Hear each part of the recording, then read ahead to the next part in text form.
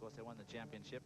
I think they thought they were going to have a pretty easy run this year, but to Nissan's astonishment and obviously somewhat chagrin, the Oldsmobiles are really turning up the wick. This is their first time in the GTS. They did the Trans Am last year, but Paul Gentilozzi wanted to take a step up in what he termed as professionalism and putting a pretty good show on here.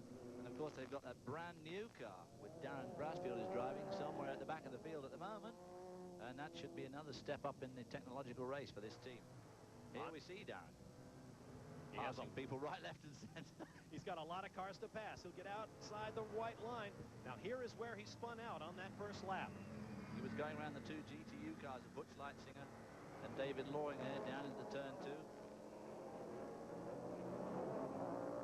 And Darren Brasfield gets away from that clutch of cars. He has a long way to go. After spinning to the back of this pack, he will be roaring back through it. That should be fun to watch throughout the afternoon. Steve Millen leads. We'll be back for more of Back at Laguna Seca. Bob Barsha and David Hobbs with you for the Exxon Supreme GTS, GTO, GTU, and there is Darren Brasfield, fourth in the point standings coming in.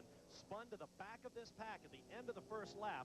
On successive laps, he went from 31st to 19th to 11th. Now he is unofficially in 6th position by my reckoning, rocketing around this track.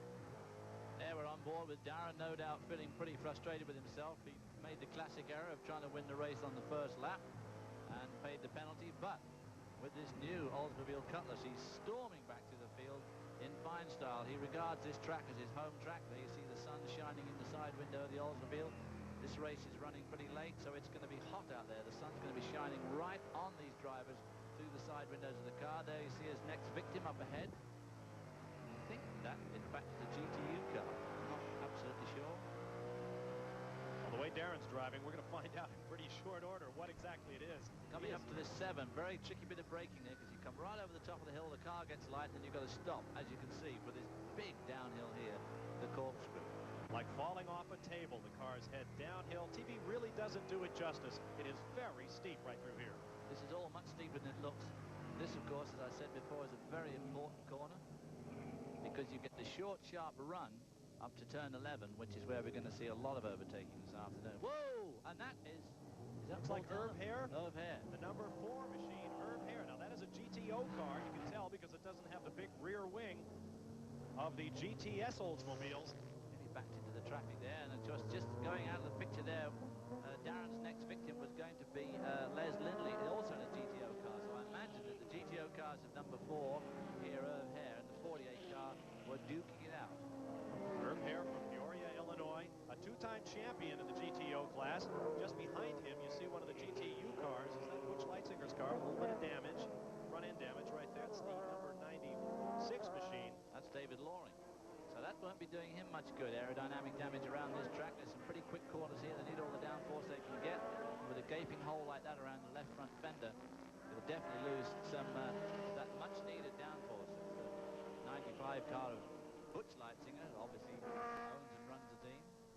Up front, we have 2 Nissans sandwiching one of the Oldsmobiles in the battle in GTS. Here are 2 of the GTU Nissans sandwiching the GTO Oldsmobile of Herb Hare. He's only the meat in the sandwich, of course, because he just spun down at turn 11. Is he going to make an outside bar? Looks like it, up to turn 7 there. That's Bob Leitzinger going under. 2 years ago, the class champion in GTU. GTU stands for Grand Touring under 3 liters. The cars are unblown, no aspiration assistance. They must be under 3 liters in displacement. The GTO cars are allowed to use larger engines, but they must be domestic American-built cars, and they are very heavily regulated. Well, as you see, it's just got a spoiler instead of a wing on the back, and under the skin, it's a much more recognizable production car. The engine and gearbox have to remain in their original location, owing a front engine iron block V8 or V6 with a gearbox attached to it. GTU and the GTS have transaxles. I mean, they have racing transmissions right at the back of the car. Up front, once again, Steve Millen, who comes into this race on a roll. He was first in the last 2 races. In fact, he hasn't been any lower than second in 5 of the first 6 races. He did not compete in the very first race of the year, the 24 Hours of Daytona. He was driving in the big open GTP category for the Nissan team. From Bud 1 high overhead, you see Steve Millen's lines. Down into turn 11, what used to be turn 9 before they added the new infield here. Up to the turn 1, over the crest of the hill, starts to go downhill again here into turn 2, the scene of the first lap. Schmozzle with Darren. There you see a nice close-up of Steve Miller. It's hot today. These cars are pretty heavy, 2,450 pounds. And Steve was telling us earlier that if the sun stays shining like it is, which it obviously will do, tyre wear could be a bit of a problem for them towards the end of this race.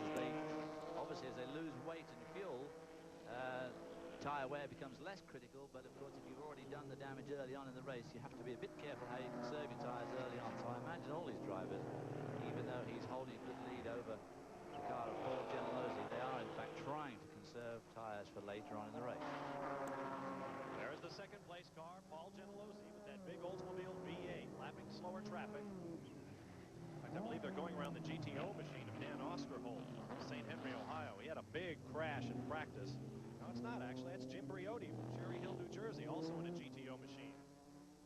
Jim Briotti's had a bit of a hard luck year this year. All sorts of dramas have happened to him throughout the year, and it'd be nice to see them finish.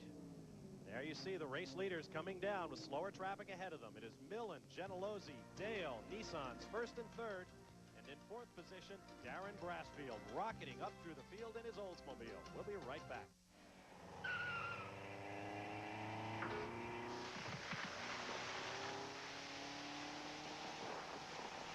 Anything you can handle, we can handle. Yokohama high-performance tires. You can see it in their eyes. They're pushing to raise the benchmark of quality. And after 3 million miles of testing, the people of Exxon know Phase 4 gasoline offers the highest level of engine cleaning, all for one reason. For proven high performance you can rely on. Let the tiger set you free. Rely on the tiger.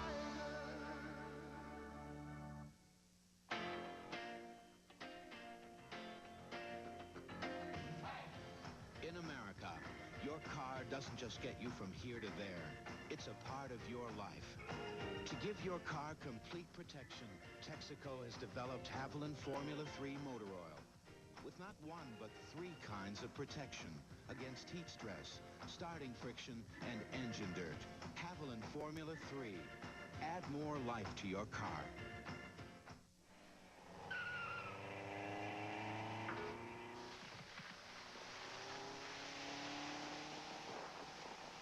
Anything you can handle, we can handle. Yokohama high-performance